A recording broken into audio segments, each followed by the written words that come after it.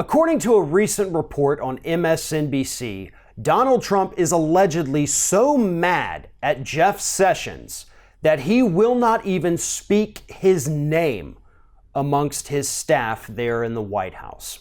Now, I kind of view this story with a little skepticism, all right? This is what MSNBC reported. Brian Williams actually was the one who reported it, so I don't know exactly how much truth there is to that story.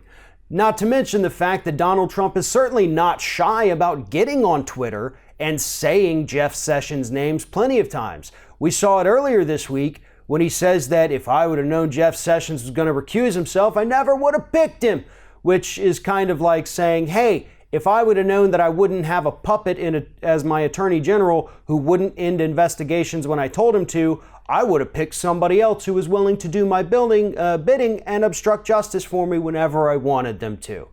So maybe there's some truth to the fact that he won't mention Jeff Sessions' name. I would love to think that it's true.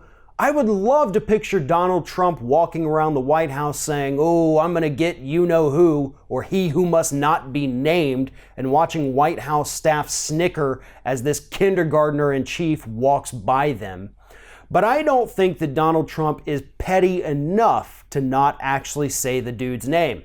In fact, Donald Trump is so petty that Jeff Sessions' name is probably the only one that he's actually muttering around the White House because he is so pissed off at him right now. That is the problem, though. We have this man-child who has the maturity level of an elementary schooler walking around the White House fuming about the fact that he can't obstruct justice.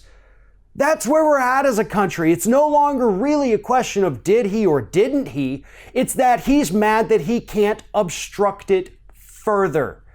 Jeff Sessions, to his credit, did recuse himself from this.